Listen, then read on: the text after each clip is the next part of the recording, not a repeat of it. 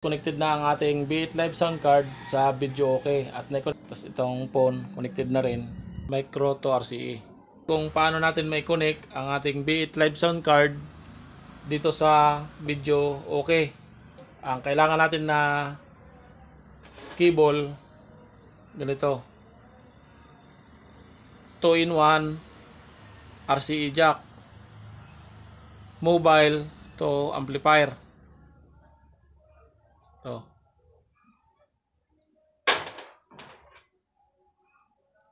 Tapos ganito, micro to RCA. Ito naman charger para sa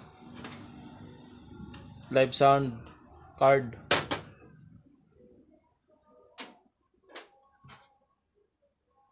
Ito naman na isang jack.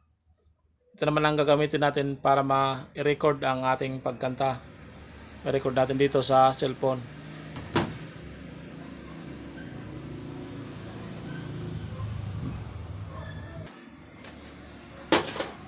Kaya lang wala siyang kasama na ganito, micro to RCA. Bibili tayo nito sa online. Ito ginawa ko lang ito ng nakaraang araw. Micro to RCA. Connect na natin mga boss.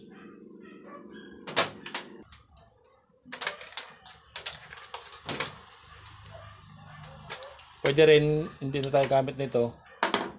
Connect na lang natin dito sa player.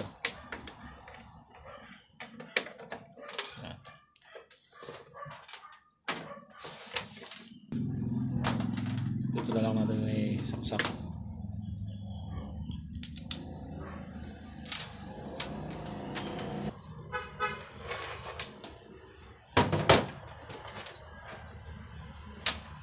Ito naman na micro to RCA.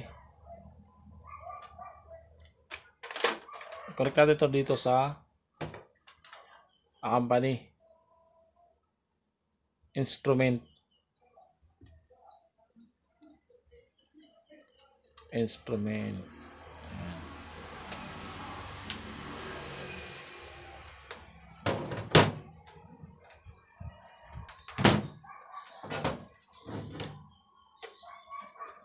Ito naman natin i-connect sa likod ng player, sa left and right. Ayan. Sa output ng audio nitong player. Ito ang kanyang output connection.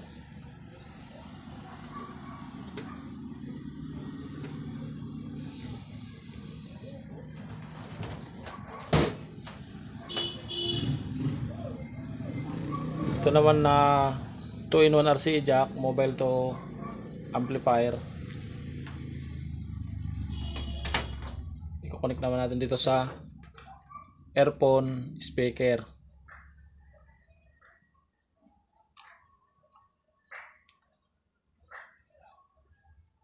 Pwede rin dito ilagay ang mic o kaya dito yung condenser, yung maliit na microphone, ay connection dito yun.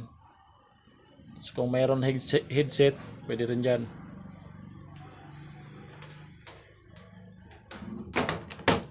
Try connect na natin doon sa amplifier. Sa pag-connect ng B8 Live sound card dito sa amplifier, tatanggalin natin itong RCA jack na connection sa volume control. Nakalagay ito dito sa input CD BCD. Tanggalin natin yan. Ang ipapalit natin na connection, yung 2-in-1 RCA jack, mobile to amplifier. Ito na yun. Kukonek natin dito.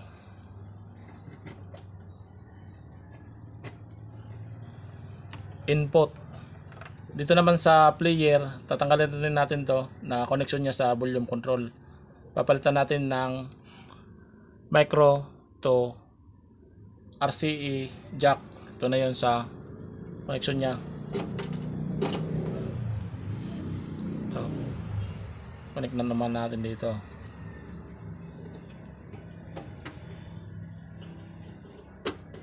Ito naman na dilaw, papunta naman ito doon sa TV. Ayan. Bali, itong video okay, itong speaker, wala na ito rito volume control. Ang volume nito, andun na sa B8 Live Sound Card. Ito na yung mga boss.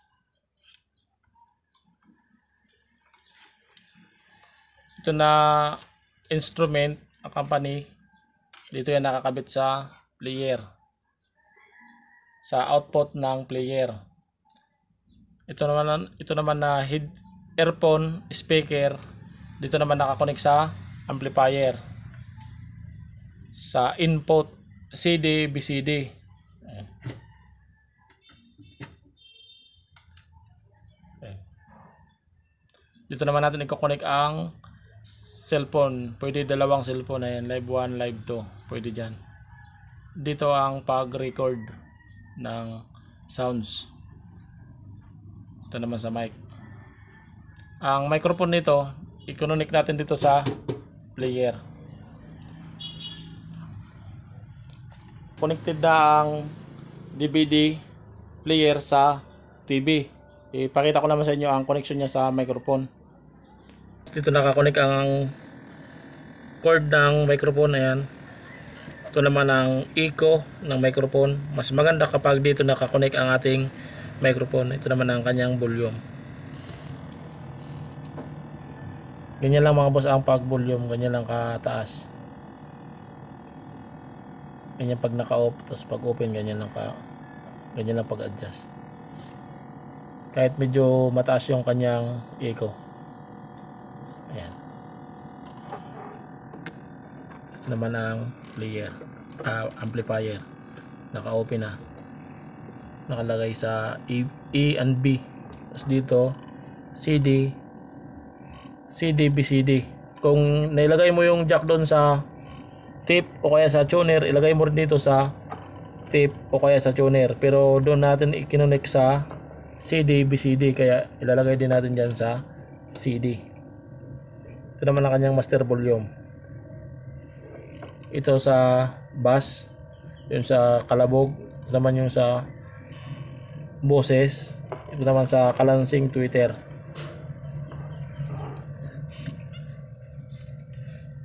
I-open na natin ang B8 Live Sound Card. Ito naman na maiksi na cable para naman ito sa pag-record.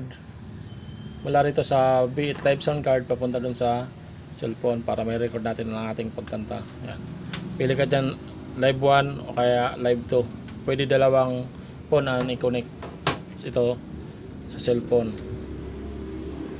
So, buksan natin ang camera ng ating cellphone para may record ang ating pagkanta. Tapos i-open natin. Kapag may red, ibig sabihin okay na ang kanyang charging. I-press lang natin yan. Ayan. Meron ng ilaw. Ibig sabihin naka-open na ang ating B8 Live Sound Card.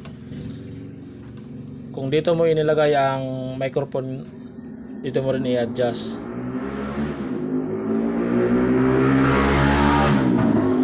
I-off na lang natin dito dahil doon naman nakakabit ang microphone sa CD, DVD player. Dito ilagay lang natin sa gitna. Tapos bass, sa gitna lang din. Sa record, pwede natin yan i-pull. Isagad na lang natin dyan. Tapos music. Yung tunog na nagbumula sa DVD o kaya sa video, okay, ito yun, music. Tapos ito naman ang master volume ng monitor.